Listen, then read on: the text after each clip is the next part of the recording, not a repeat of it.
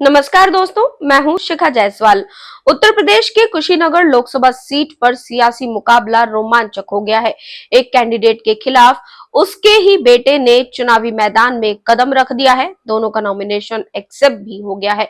दरअसल राष्ट्रीय शोषित समाज पार्टी के अध्यक्ष स्वामी प्रसाद मौर्य ने कुशीनगर लोकसभा सीट से नामांकन दाखिल किया। इसके बाद उनके बेटे उत्कृष्ट मौर्य ने भी निर्दलीय नामांकन दाखिल कर दिया। 14 मई तक चली नामांकन प्रक्रिया के बाद 15 मई को नॉमिनेशन पेपर्स की जांच हुई।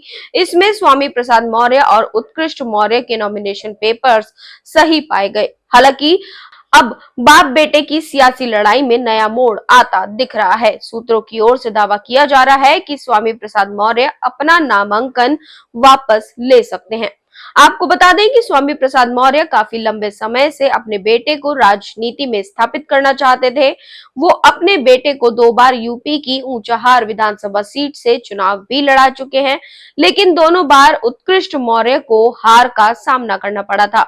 साल 2022 विधानसभा चुनाव के समय स्वामी प्रसाद मौर्य तीसरी बार सपा के टिकट पर अपने बेटे को ऊंचाहार से चुनाव लड़वाना चाहते थे, लेकिन सपा अध्यक्ष अखिलेश यादव ने टिकट नहीं दिया था।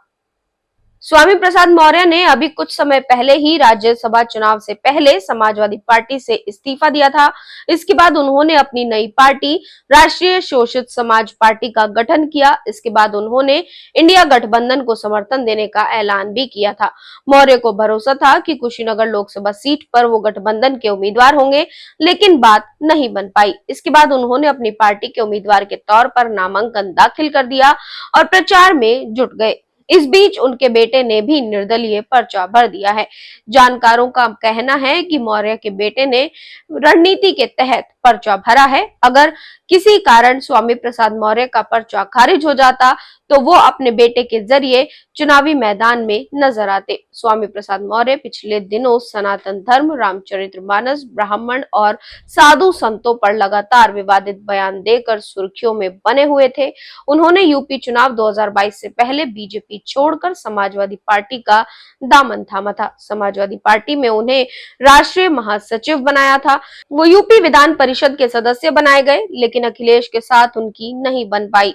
उन्होंने समाजवादी पार्टी छोड़कर राष्ट्रीय शोषित समाज पार्टी बना ली। अब उन्होंने कुशीनगर से चुनावी मैदान में उतरकर अन्य उम्मीदवारों के लिए खतरा पैदा कर दिया है। बेटे ने भी उनके खिलाफ नामांकन किया है। ऐसे में अब ये चुनावी लड़ाई बाप और बेटे के लिए आमने सामने की लड़ाई होगी। ऐसे में अब ये देखना होगा, जो खबर सामने आ रही है कि कुशीनगर से स्वामी प्रसाद मौर्य अपना नामांकन वापस लेते हैं या फिर बाप बेटे दोनों आमने सामने की लड़ाई लड़ेंगे।